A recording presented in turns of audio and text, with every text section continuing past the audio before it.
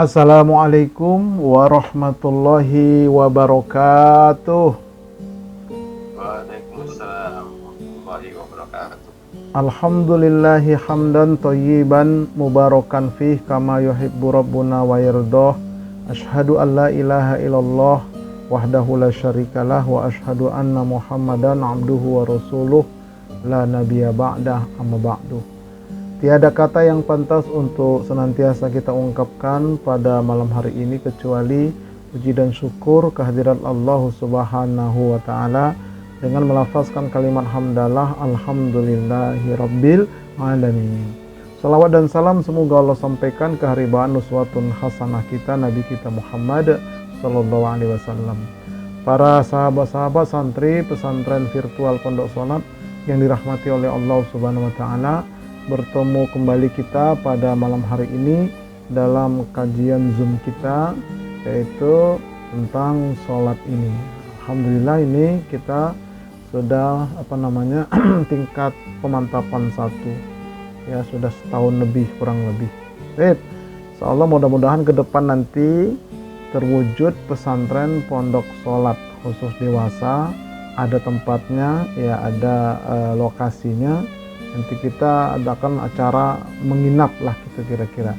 Mohon doanya insyaallah. Baik, sekali lagi bahwa hidup itu pilihan, kita disuruh milih sekarang di dunia ini. Nah, dan kita saat ini sedang memilih jalan yang benar ya. Kata Nabi, barang siapa menempuh jalan untuk mencari ilmu, maka Allah akan memudahkan jalan ke surga baginya. Tuh, jadi thalabul ilmi baik offline langsung tatap muka atau online seperti ini.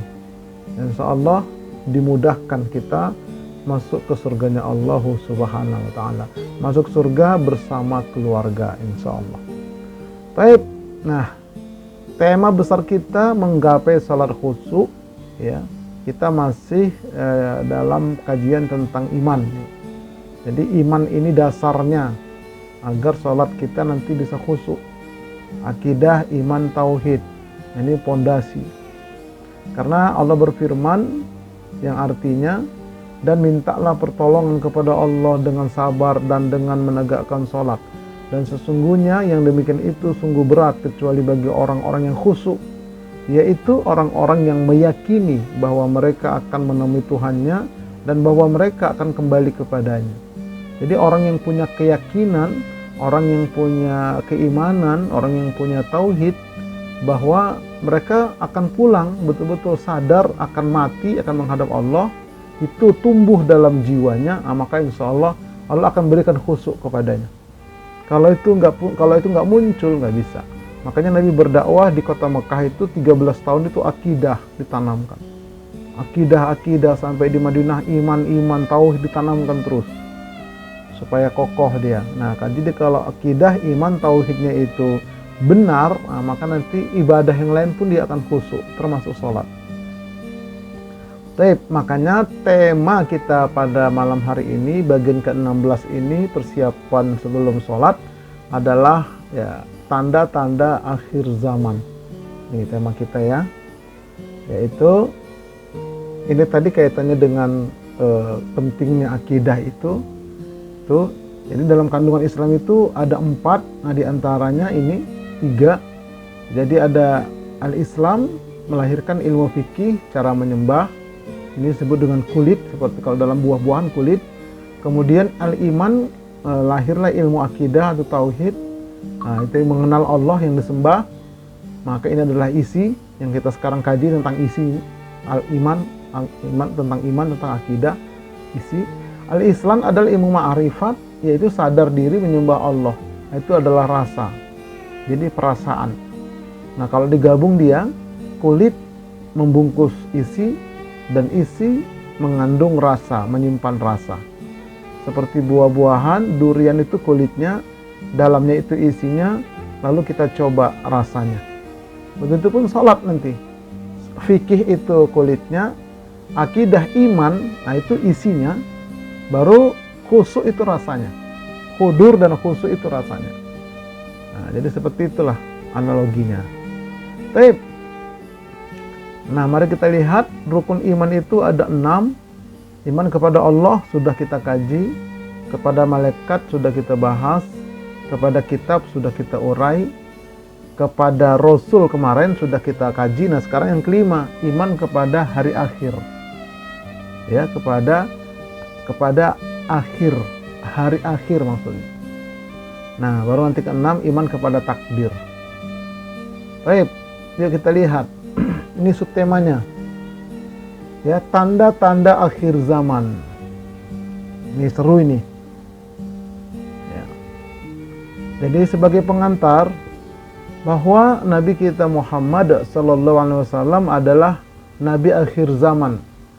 Artinya, ya, tidak ada lagi Nabi setelah Nabi kita Muhammad SAW.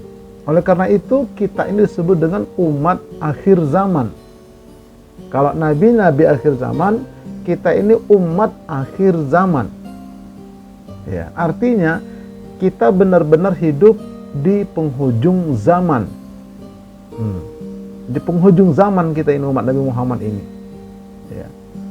Maksudnya zaman kita ini sudah sangat dekat dengan akan terjadinya hari kiamat. Nah, ini yang harus kita imani. Jadi jangan santai lagi kita, ya. Jangan santai. Kalau dari umur, ya berapa lama sih umur kita?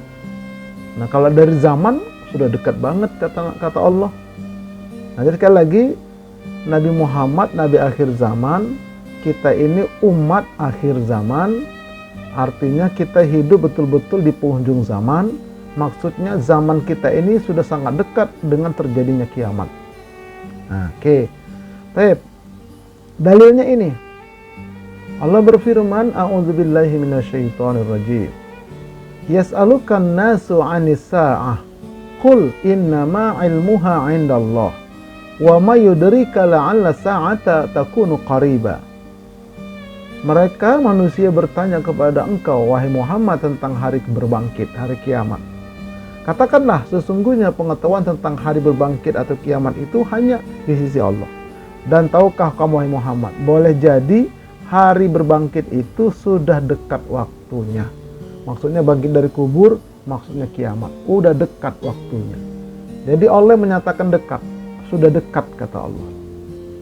Tuh, surah Al-Ahzab ayat 63. Taib.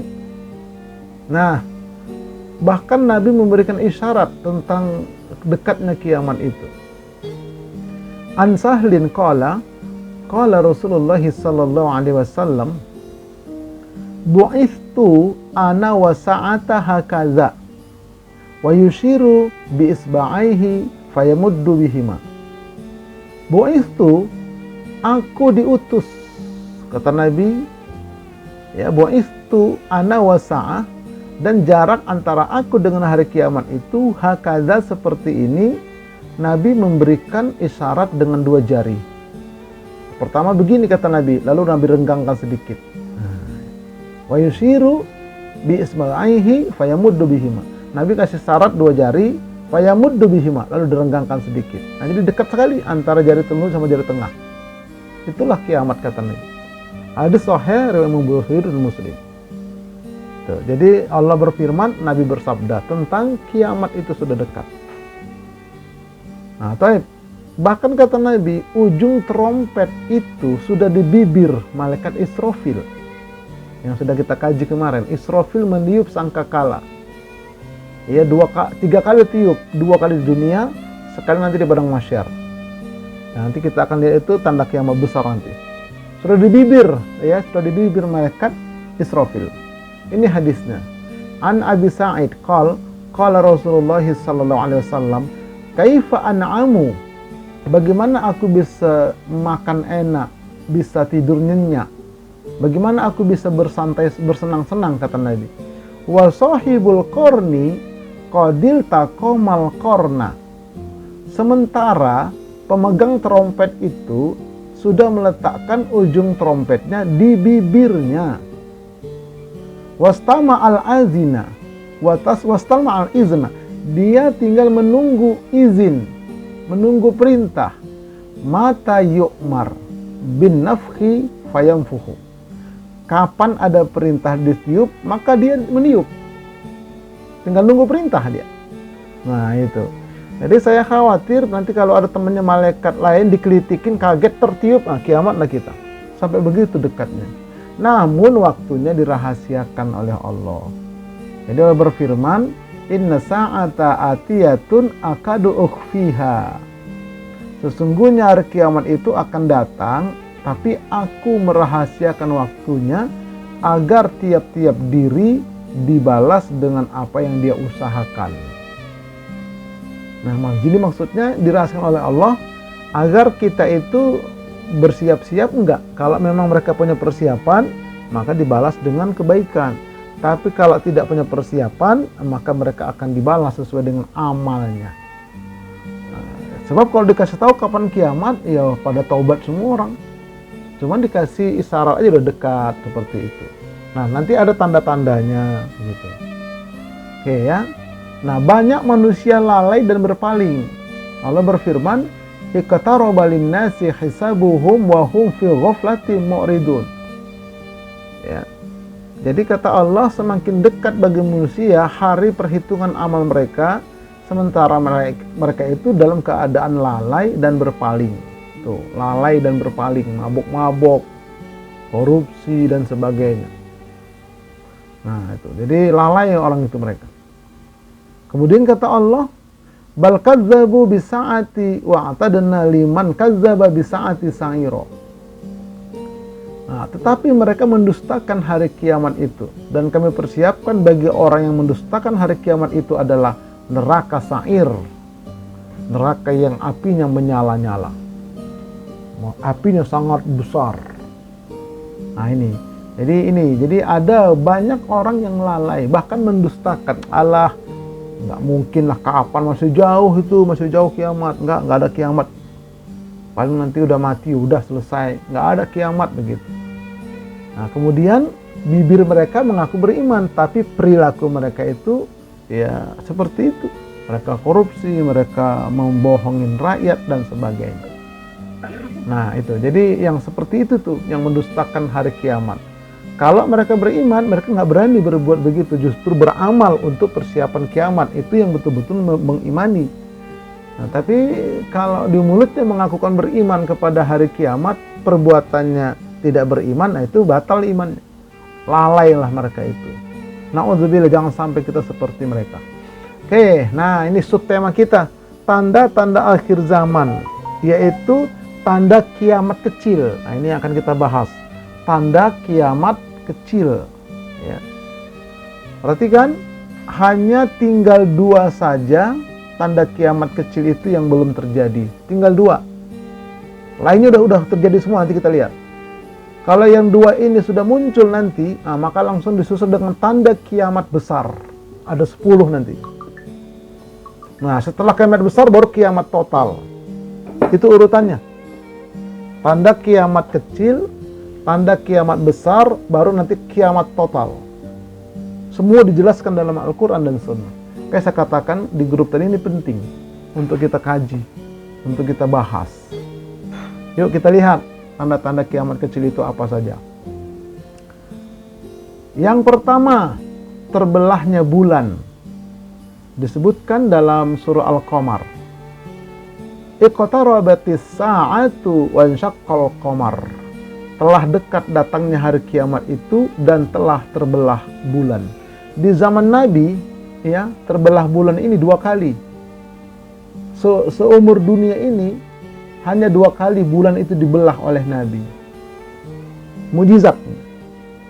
Ya, jadi satu ketika, ya, itu Abu Jahal, Abu Lahab itu menemui Nabi dan para sahabat sedang mengadakan halakoh kecil-kecilan itu di luar rumah, di tengah padang bulan terang itu.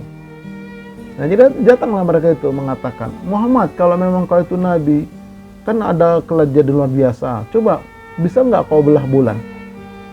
Nah, jadi datang mereka Jibril, bilang, bisa wahai Muhammad, coba belahlah katanya. Nah, bagaimana caranya? Kata Jibril, arahkan telunjukmu ke bulan itu. Diarahkan, tarik dari atas ke bawah pelan-pelan, tarik, kebelah di atas sana. Nih, kebelah bulan itu. Jadi yang sudah beriman semakin beriman. Tapi namanya Abu Jahal, Abu Lahab, tetap mereka, itu sihir, kata mereka. Sihir. Nah, ketika yang saat yang lain, ya, ada juga raja dengar kabar bahwa sudah datang Nabi akhir zaman. Nah, raja ini dia tahu kalau Nabi itu punya mukjizat. Bisa nggak kau belah bulan? Bisa. Minta kepada Allah, malaikat Jibril datang, arahkan telunjukmu ke atas, panggil bulan. Datang bulan. Datang bulan, mengecil, seperti roti bulat gitu, dibelah sama Nabi. Sebelah masukkan ke baju tangannya, yang kanan, sebelah yang kiri. Terus keluar dari bawah, naik ke atas lagi, rapat lagi. Nah itu, orang yang mendarat ke bulan itu melihat ada bekas belahan itu. Bekas belahan bulan.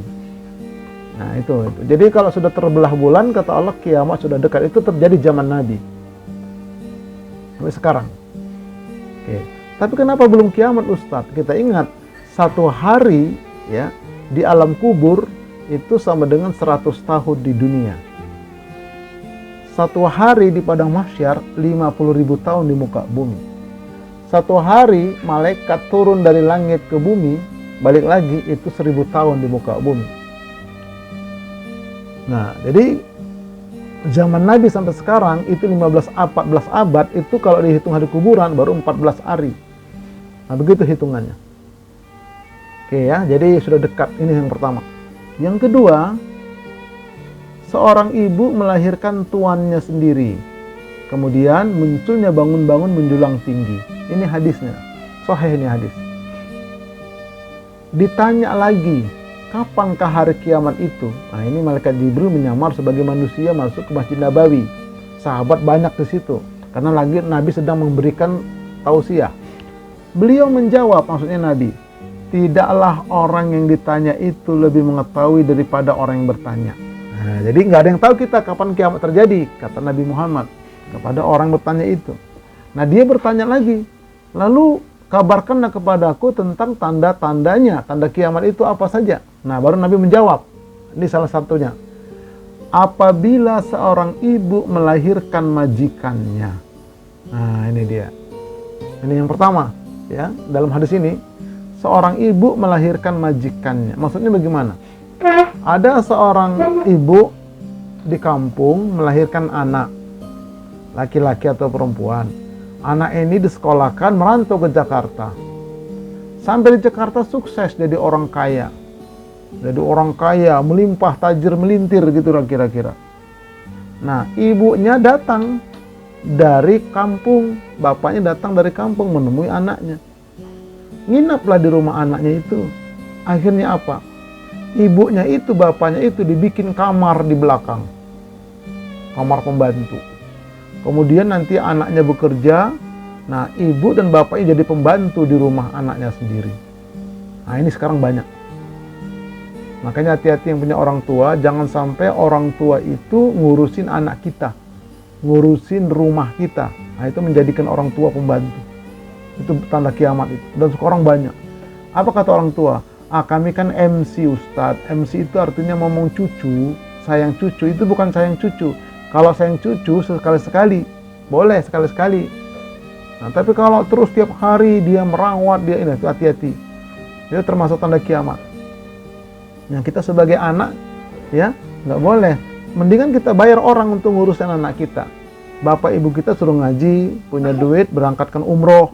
Jangan jadikan orang tua pembantu di rumah kita. Nah, itu tanda kiamat kata Nabi. Itu maksudnya.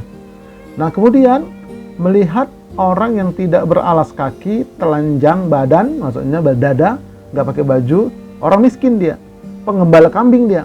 Namun setelah itu dia bermegah-megahan dalam membangun bangunan tinggi. Ini zaman Nabi itu disebutkan di Arab. Maksudnya nanti di akhir zaman nanti, kata Nabi, dari orang Arab ini yang tadinya dia itu orang susah lalu jadi penguasa. Itulah sekarang itu. Ya, mereka penguasa Arab Saudi itu dulunya itu nenek moyangnya Alu Saud itu. Ya, Alu Saud itu adalah pengembala kambing. Tapi kemudian dalam masa penjajah itu datang orang Inggris dan sebagainya itu, nah mereka diajak kerjasama, lalu menyeranglah Turki Utsmani. Nah, mereka diangkat jadi raja. Anak buahnya Barat jadi seperti itu. Akhirnya mereka membuat bangun-bangun yang tinggi. Tuh, makanya kita lihat di sini. Orang tua menjadi pembantu di rumahnya. Nah, kemudian gedung pencakar langit. Nih, kita lihat nih. Di sekitar Ka'bah aja itu gedung yang tinggi itu. Jam besar itu di atasnya itu ada lambang. Sebetulnya kalau dia bulan harusnya begini, ini begini, kayak tanduk setan kata Nabi, tanduk setan. Itu persetujuan Amerika dibikin begitu. Ini kita lihat ini, yang paling tinggi sekarang di Dubai itu 1200 meter lebih, sudah mencapai awan tuh, hampir mencapai awan. Paling tinggi, di negeri lain nggak ada. Nah, kalau kamu sudah mendapatin gedung-gedung pencakar langit seperti ini, kata Nabi, kiamat sudah dekat. Oke, jadi udah 3 itu, ya. Pertama tadi bulan terbelah, kemudian orang tua menjadi pembantu di rumah anaknya. Yang ketiga ini gedung-gedung pencakar langit.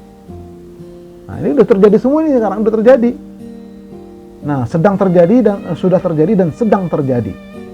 Lalu yang berikutnya lagi adalah merebaknya kebodohan, ya, miras dan perzinahan. Disebutkan dalam hadis. Ya, ini kita lihat dari Anas bin Malik berkata, telah bersabda Rasulullah SAW, sesungguhnya di antara tanda-tanda kiamat adalah diangkatnya ilmu dan merebaknya kebodohan dan diminumnya khamar serta praktik perzinahan secara terang-terangan. Nah, ini jelas sekali sekarang terjadi. Diangkatnya ilmu artinya apa? Semakin banyak buku, semakin banyak ceramah, semakin banyak ustadz, tapi ilmunya nggak berkah. Diangkat udah keberkahan. Nah, ini yang terjadi. Hampir segala, ya, ilmu waris, ilmu apa saja dah terangkat. Nah, yang mau betul-betul belajar ilmu agama itu, yang menyampaikan betul-betul ilmu itu sedikit. Kebanyakan cerita, apalagi sekarang kan bulan Maulid. Wah, itu banyak itu ustadz yang dia ngitung jadwal. Aku hari ini ustadz, sebulan ini, 1 hari 5 kali saya ceramah, pagi, siang, sore, malam. Kali sekian udah berapa itu, kata dia. Kau hitung sendirilah, saya bilang. Paling ceramah kan yang begitu-gitu aja, ceramah ntar ketawa-ketawa dan sebagainya. Nggak ada ilmunya, udah terangkat ilmu. Nah, kalau diajak ngaji yang serius begini, terlalu benar Ustaz, terlalu serius. Nggak apa-apa, saya bilang.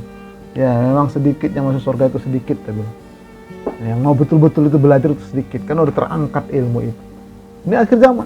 Akhirnya apa? Merebaknya kebodohan dalam ilmu agama, bodoh dalam akidah, bodoh dalam ilmu sholat dan sebagainya. Diminumnya khamar itu udah bebas. Praktek perzinahan secara terang-terangan. Maaf, itu alat kontrasepsi ya, itu dijual secara bebas sekarang. Ya, bahkan dilokalisasi dia. Terang-terangan. Nah, na'udzubillah min dzalik. Inilah sekarang akhir zaman. Udah terjadi dan sedang terjadi ini. Oke, nih. Jadi saking bodohnya manusia sebagian orang itu gampang mengkafirkan orang, gampang membid'ahkan orang. Itu merupakan ciri-ciri kebodohan.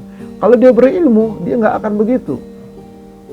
Dikit-dikit untuk orang bid'ah, kafir. Nah, itu tandanya bodoh lah disebut. Merebaknya kebodohan. Minuman khamar itu, minuman keras, bebas. Perzinahan, ya, bagi orang-orang Syiah itu, kawin kontrak itu. Luar biasa. Apalagi sekarang ini, gampang WA, gampang ini, mereka ketemu di hotel mana, di mana, gampang sekarang udah orang. Ngeri. Iya, pejabat-pejabat apa semua itu ngeri sekarang. Karena gampang semua. Duit ada, nah, fasilitas ada, kemudian komunikasi lancar. Inilah akhir zaman. Luar biasa. Nah, kemudian yang keempat, serba terbalik dan munculnya arwaibidoh. Serba terbalik sekarang di dunia. Akan datang tahun-tahun yang penuh dengan kedustaan yang menimpa manusia. Ya, hoax. Sekarang ini zaman hoax. Pendusta dipercaya, sementara orang jujur didustakan. Malah dia pendusta, dia orangnya jujur, orang yang baik, kan begitu. Tapi kemudian akhirnya ketangkep sama KPK. Sementara orang jujur, dituduhlah dia itu macam-macam. Nah, sekarang kebalik zaman. Amanat diberikan kepada pengkhianat, sementara orang jujur dikhianati. Ini sekarang model pemilu kan begitu. Jadi diberikan amanat kepada para pengkhianat karena mereka pakai duit. Sementara orang yang jujur dikhianati udah. Ya, harusnya menang dikhianati jadi kalah. Gitulah. Zaman sekarang ini dah. Dan munculnya Ruwaibidah turut berbicara. Siapa itu? Ditanya, ya Rasulullah, siapa? Apakah Ruwaibidah itu? Nah, maka Nabi menjawab, orang yang bodoh tapi ngurusin perkara umat. Nah ini, orang bodoh nggak ngerti politik tapi dia masuk politik, dia ngurusin umat. Ini yang terjadi. Apa misalnya seorang, maaf ya, nggak artis, dia masuk anggota dewan, dia apa di situ coba? Nah, itu kan banyak kita dengar videonya. Ya, ada yang artis ditawar dia nggak mau. Gampang lah termasuk ntar S2-nya kita bikin, S1, S2 nanti kita bikin, gampang itu bisa diurus begitu. Tapi dia nggak mau. Ada juga yang diajak begitu, tapi kebanyakan yang mau. Nah, jadi begitu. Yang nggak dia punya kapasitas, dia jadi pemimpin. Entah jadi presiden, entah jadi wakil, entah jadi gubernur. Saya di Medan itu, kawan-kawan jadi anggota dewan, saya bilang, itu kan kawan-kawan kita di SMP dulu ya. Saya kenal, saya ketua umum, ketua kelas, saya bilang, saya tahu itu orang-orang nggak bener semua. Apa kata mereka? Itu loh bang, mafia di sini semua, Pak. Kalau kita pintar banyak duit, kita bisa sogok sana sini, ya jadi pejabat kita. Rata-rata begitu, maaf. Ini sekarang terjadi dan terakhir zaman. Nggak ada kapasitasnya di situ, tapi dia ngomong tentang itu. Sampai kepada dakwah pun begitu zaman sekarang. Menjamur itu para penceramah. Entah dari mana, luar biasa. Inilah akhir zaman. Harus kita sadari ini. Nah, hati-hati kita jangan sampai terjebak di dalamnya. Nih, ini jelas ya, terbalik. Dunia sudah terbalik ke orang beginilah. Nih, jadi udah ada semua ini terjadi semua. Tinggal dua nanti yang belum, nanti yang dua nanti. Kalau ada yang dua ini terjadi, udah ikut nanti, nyusul nanti tanda kiamat 10 itu. Oke, selanjutnya ini ciri-ciri pembohong itu. Dia berusaha sangat keras dan sangat ngotot untuk meyakinkan orang-orang agar percaya padanya. Nah, itulah pembohong, itulah namanya orang yang pembohong. Orang bodoh itu. Bagaimanapun caranya dia. Bikinlah tim sosmed untuk membuat berita-berita. Nah, begitulah. Nah, lo yang milih gue kata itu. Lo juga yang ninggalin. Nah, janji lo yang setia itu mana? Hal gitu. Oke, nah sampai ini deal ya, oke deal, oke. Ya pejabat sama yang lain, oke deal ya, deal. Yang mana di kafe-kafe lah. Nah, minum di mana, ketemu di makan mana, yuk deal-dealan yuk, begitu. Iya, ini zamannya sekarang. Nabi yang sudah mengatakan.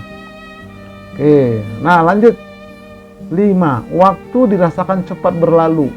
Ini hadis sahih. La taqumu sa'ah hatta yataqarrabaz zaman. Fatakunu sanatu kasyahri wa yakunu syahru kal jum'ati wa takunu jum'atu kal yaumi wa yakunu yaumu ka sa'ati wa takunu sa'atu kahtiraki sa'afati al-khusatu za'ama Suhaib. Kiamat tidak akan terjadi, tidak akan datang hingga waktu saling berdekatan. Waktu saling mendekat maksudnya. 1 tahun seakan sebulan. 1 bulan seakan sepekan, 1 pekan seakan sehari, 1 hari seakan 1 jam, 1 jam seakan membakar selembar daun kurma, daun batang kurma yang diambil 1 daun yang kering itu. Kemudian demikianlah diklaim oleh Suhail. Nah, jadi ini kata Nabi, setahun itu kayak sebulan. Saya ada catatan kertas lembaran jadwal untuk kuliah Ramadan. Itu masih bagus catatan saya. Udah mau datang lagi sekarang. Jadwal Jumat setahun. Nah sekarang sudah saya cetak lagi saya. Untuk menjadwal Jumat tahun depan. Cepat rasanya. Setahun itu kayak sebulan aja sekarang ini. Apalagi sebulan. Kayak sepekan. Ya terutama siapa? Yang bayar kontrakan dan cicilan. Baru aja bayar. Kok udah mau bayar lagi? Nah begitu. Cepat sekali rasanya, apalagi sepekan. Saya kan ngisi pengajian di tempat Bapak Haji Ahmad Zailani di Kemanggisan setiap Jumat malam Sabtu. Baru aja kemarin ngaji, udah mau ngaji lagi begitu. Cepat banget rasanya. Itu sepekan itu kayak sehari aja. Nanti 1 hari kayak 1 jam. Kok cepat banget ya begitu. Nah itulah tanda hari kiamat. Jadi rasanya cepat. Nah, kenapa bisa begitu? Nah, kesibukan kita ya, kesibukan masalah duniawi sebetulnya. Kesibukan masalah duniawi. Tapi kalau diajak duduk sebentar berzikir, baca Quran, ngaji, lama rasanya. Tapi kalau sudah masalah duniawi, begitu. Nah, inilah akhir zaman. Kemudian berlomba-lomba membangun masjid. An Anas, anna Nabiya sallallahu alaihi wasallam qala, la taqumu sa'atu hatta yatabahan nasu fil masajid. Dari Anas bahwa Nabi bersabda, tidak akan datang hari kiamat sampai manusia bermegah-megahan dalam membangun masjid, main bagus-bagusan. Ini sekarang ini main indah-indahan, tapi kegiatan di dalamnya kosong. Nggak ada taklim, nggak ada pengajian dan sebagainya. Ngumpulin, diumumkan nanti duit kita ratusan juta, tapi nggak ada kegiatan. Sangat disayangkan. Nggak ada kegiatan. Jadi orang itu di situ seolah-olah dia cuma ngumpulin duit. Makanya kata orang, kami kalau mau nyimpen duit mah bukan di situ, mendingan ke bank. Kami taruh duit di masjid itu supaya dilaksanakan, dioperasionalkan untuk kegiatan-kegiatan dakwah. Nah, ini yang sekarang ini. Jadi main bagus-bagusan, apalagi Jakarta deket-deketan lagi gitu. Musola aja megah sekali. Megah sekali, tapi kosong kegiatan dan sebagainya. Nah, inilah tanda akhir zaman. Apalagi di kampung-kampung. Bagus-bagus masjidnya kalau kita pulang kampung gitu di pinggir jalan. Tapi bukanya cuma seminggu sekali, hari Jumat aja. Ini yang terjadi ya. Oke. Nah, kemudian yang ketujuh, pasar-pasar saling berdekatan. Ini juga tanda kiamat ini. Ya, kata Nabi, la taqumu sa'ah hatta tazharul fitan wa yaksirul kazib wa yataqarrabal aswaq. Nah, itu dia. Tidak akan terjadi hari kiamat hingga muncul banyak fitnah. Nah, sekarang ini banyak fitnah udah, ya. Fitnah sana, fitnah sini. Kedustaan merajalela, bohong, hoax merajalela. Semuanya dusta, makanan didustain, dioplos dan sebagainya. Pasar-pasar saling berdekatan. Nah, ini. Waktu semakin pendek dan banyak bermunculan al-haraj, yaitu ditanyakan kepada beliau, apa itu al-haraj? Beliau menjawab, pembunuhan. Nah, ini pembunuhan. Pembunuhan itu artinya ya mati secara mendadak. Bisa jadi dengan virus kemarin, COVID itu yang sudah disuntikan kepada diri itu nanti akan banyak nanti mati mendadak. Oke. Jadi pasar saling berdekatan, ini intinya di sini. Oke ya. Kita lihat di mana ada Alfamaret, nah di sebelahnya pasti ada Indomaret. Di mana ada Matahari, di sebelahnya pasti ada Hypermart. Ya, itu semua seperti itu. Alfamaret, Indomaret, Alfamart, nah, nanti Alfart, nah begitu. Kasihan warung-warung Ucok itu. Pada tutup warung Ucok, warung Pok Siti, warung Madura. Gara-gara ini Mart-Mart yang punya mereka itu. Saya sudah usulkan kepada Muhammadiyah, bikin Muhammadiyah Mart. Saya usulkan pada NU, bikin NU Mart. Bikin Bank Muhammadiyah, bikin Bank NU. Apa kata mereka? Nggak dapat izin Ustadz, susah izinnya. Nah, itulah kata mereka.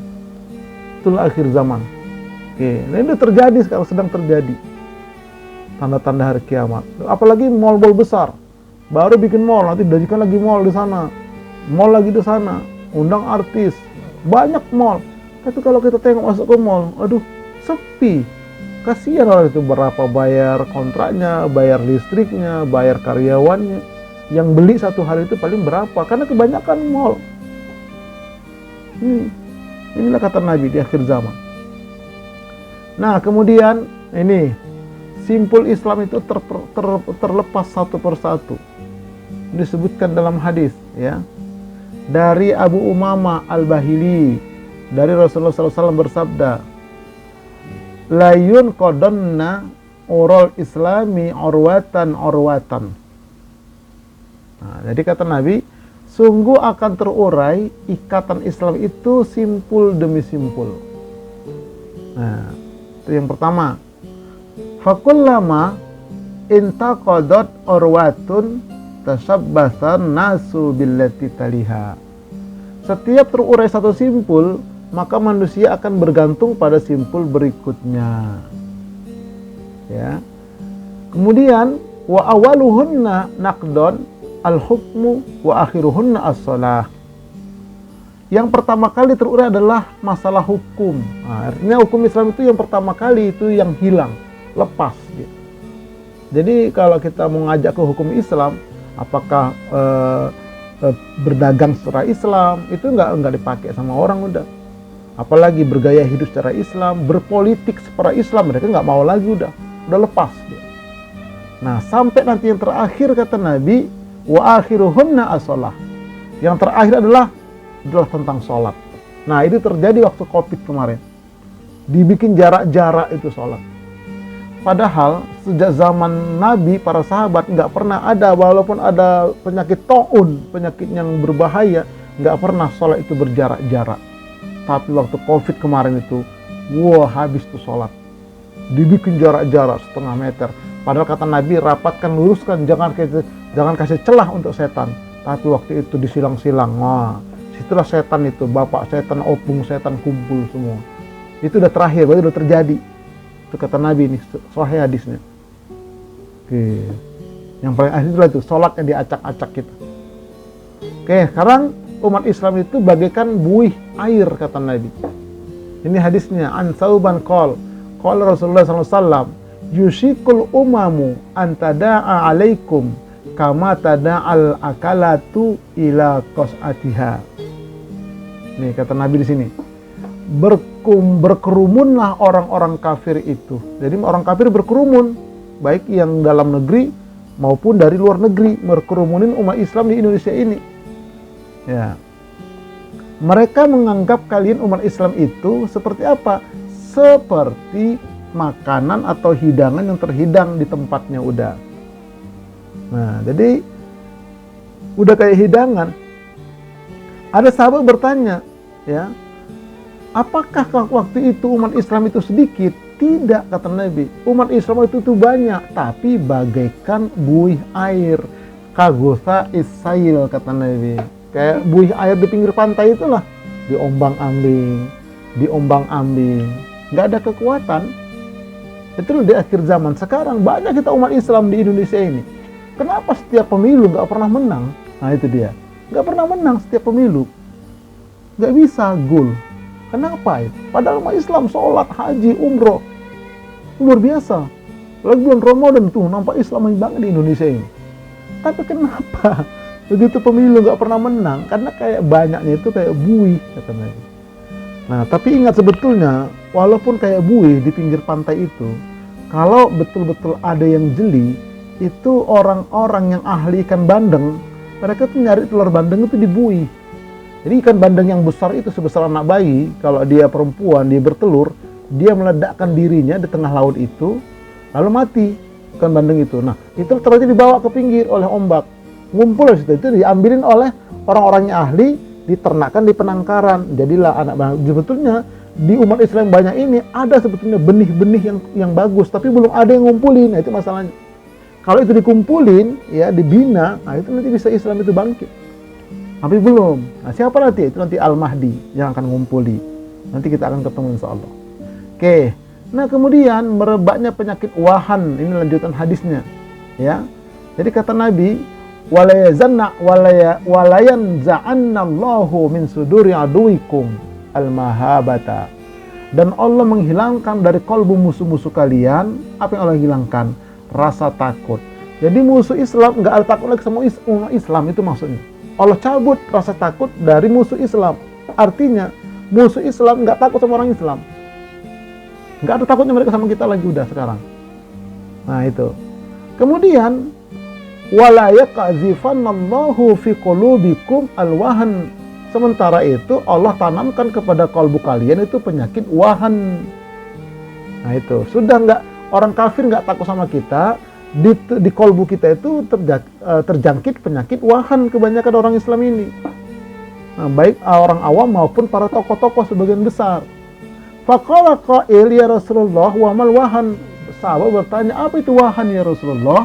Kata Nabi, wahan itu apa? Kata Nabi, hubbud dunya wa karahiyatul maut. sangat cinta dunia dan takut kepada kematian. Sama dunia cinta banget, berbagai macam cara, menghalalkan segala macam cara, asal dapat dunia, asal dapat duit, asal dapat jabatan, asal dapat macam-macam, dapat bisnis, ya, dapat proyek, pokoknya bagaimana caranya itu namanya hubbud dunia. Ujung-ujungnya takut mati. Mau kesini takut kenapa? Takut mati, takut susah, takut pensiun dan sebagainya, takut dimutasi dan sebagainya. Inilah penyakit wahan di akhir zaman, dan sekarang sudah banyak yang terjangkit, yang tidak ngaji, yang tidak kenal diri. Baik. Nah, yang ke-10, umat muslim itu terpecah 73 golongan. Disebutkan dalam hadis, faqala ala inna man qablakum min ahlil kitabi iftaraku ala sintaini wa sab'ina millatan. Jadi kata Nabi, ingatlah bahwa orang Nasrani, orang Yahudi terpecah menjadi 72 golongan.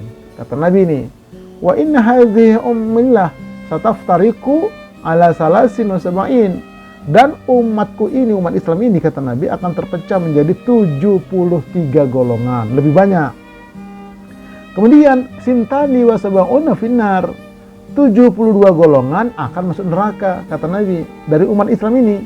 Wa wahidatum fil jannati wa hiyal jamaah, dan satu golongan akan masuk ke dalam surga, yaitu al-jamaah, ahlus sunnah wal jamaah. Tapi semuanya mengaku ahlus sunnah wal jamaah. Ini masalahnya lagi.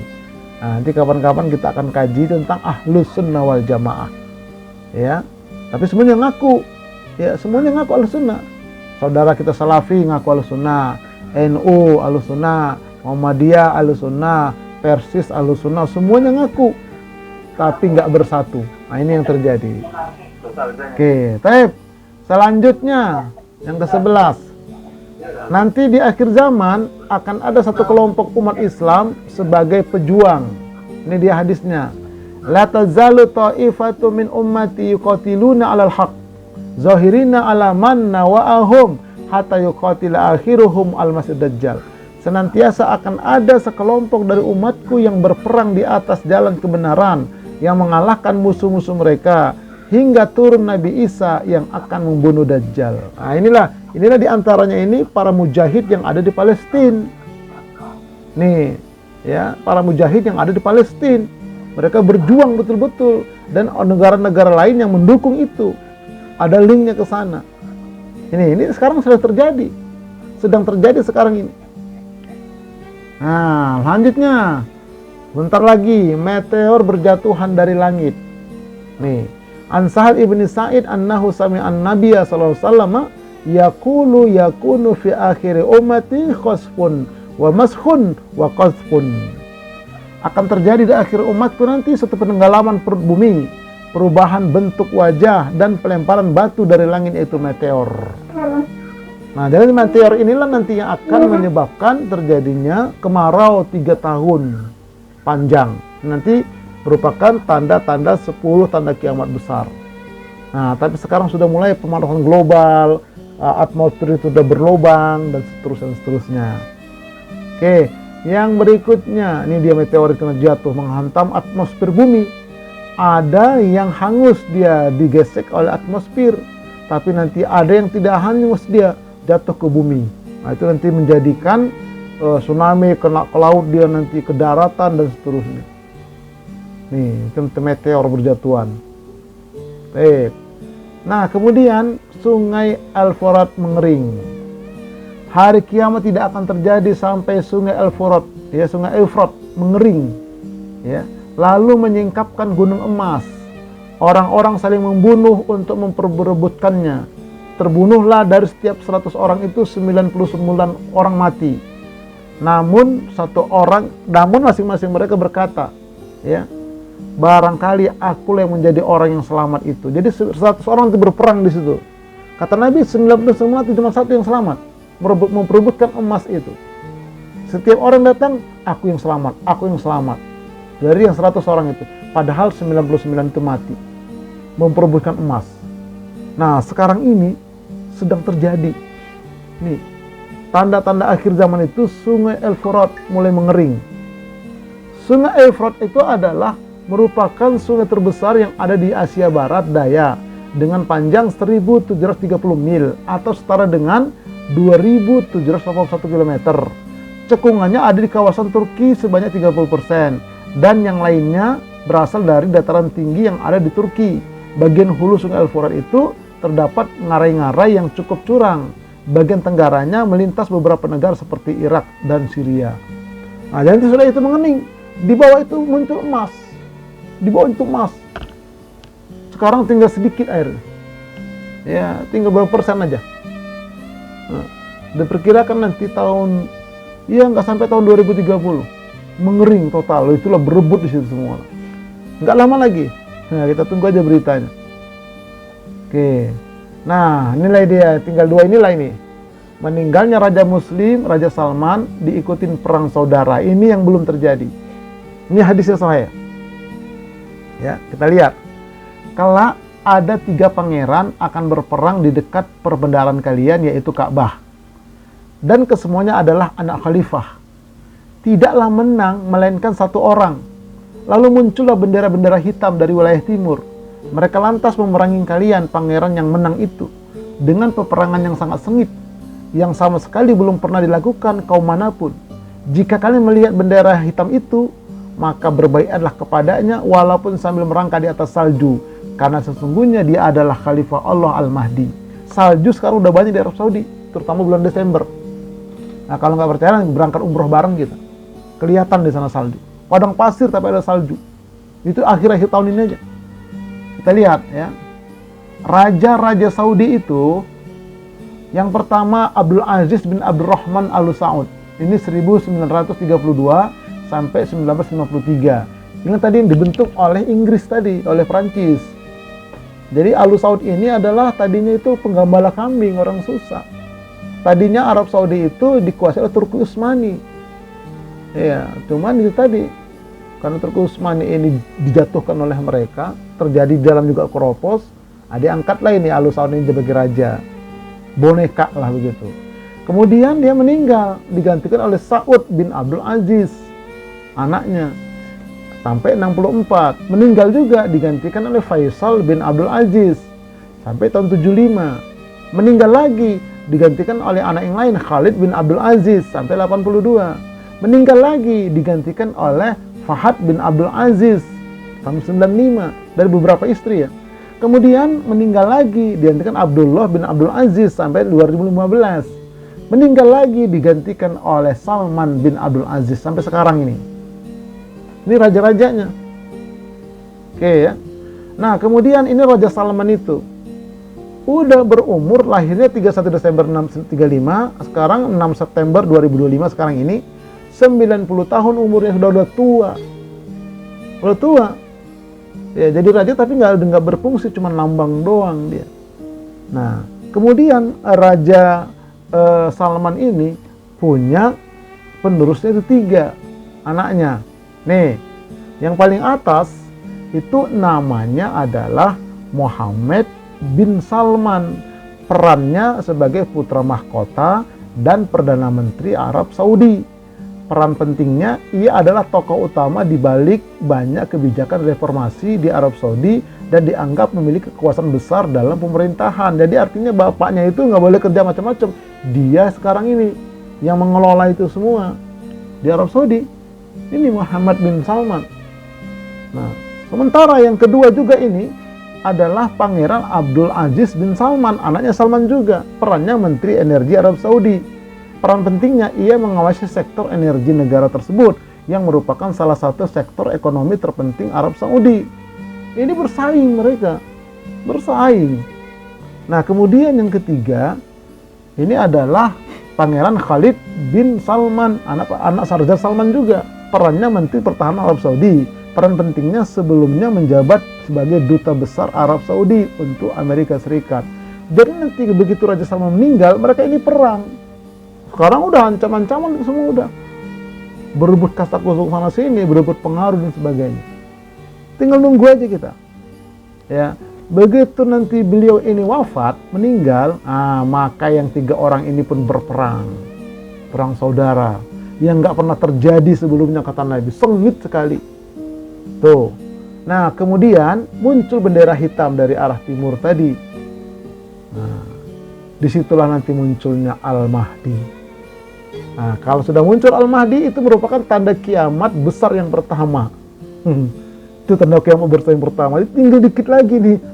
Tinggal tunggunya meninggalnya Raja Salman ini. Sekarang udah 90 tahun umurnya. Nah, ini enggak ngeri dah, ngeri. Itu kata hadis Nabi loh. Oke, taib. Nah, jadi kalau sudah itu datang Al-Mahdi, maka muncullah 10 tanda kiamat besar. Nanti kita akan kaji berikutnya. 10 tanda kiamat besar. Ini tanda kiamat kecil semua tadi itu. Sudah terjadi dan sedang terjadi, tinggal 2 ini yang belum terjadi. Tinggal 2 ini. Oke, apa amalan kita akhir zaman? Menjaga jiwa.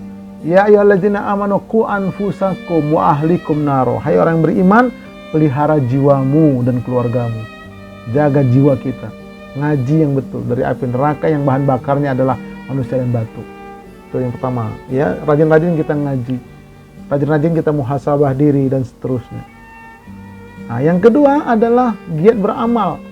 Ini kata Nabi dari Abu Hurairah bahwa Rasul bersabda, segeralah beramal sebelum datang fitnah seperti malam yang gelap gulita, kata Nabi. Di pagi hari seseorang laki-laki dalam keadaan mukmin, lalu kafir di sore harinya. Tuh, pagi masih beriman, sore kafir. Di sore harinya seseorang itu masih mukmin, lalu di pagi harinya dia kafir. Kenapa? Dia menjual agamanya dengan barang kenikmatan dunia, digadaikan agamanya dengan duniawi, dengan jabatan, dengan uang, dengan macam-macam, digadaikan agamanya. Itulah akhir zaman. Hati-hati kita. Ayo beramallah kita sekarang, betul-betul kita belajar ngaji ibadah. Nah, kemudian membaca doa sebelum salam. Fil alamina innaka hamidum majid. Allahumma inni a'udzubika min azabil qabr wa min azabin nar wa min fitnatil mahya'i wal mamat wa min fitnatil masih dajjal. Ini baca, itu nanti di buku saya itu udah ada ini. Ya, doa sebelum salam. Habis fil alamina innaka hamidum majid, baca doa ini. Nah, kemudian berikutnya membaca surah Al-Kahfi dan menghafalkan 10 ayat Al-Kahfi setiap malam Jumat atau hari Jumat. Man hafidha asra ayatin min awali surat Al-Kahfi usima minad dajjal. Siapa yang hafal 10 ayat, 10 surah ayat surah Al-Kahfi, awal surah Al-Kahfi, dalam hadits lain 10 ayat akhir Al-Kahfi, maka dia selamat dari dajjal. Inilah amalan-amalan kita di akhir zaman ini. Wallahu a'lam bishawab. Mudah-mudahan bermanfaat. Kita lanjutkan dengan diskusi tanya jawab. Saya tutup dengan assalamualaikum warahmatullahi wabarakatuh.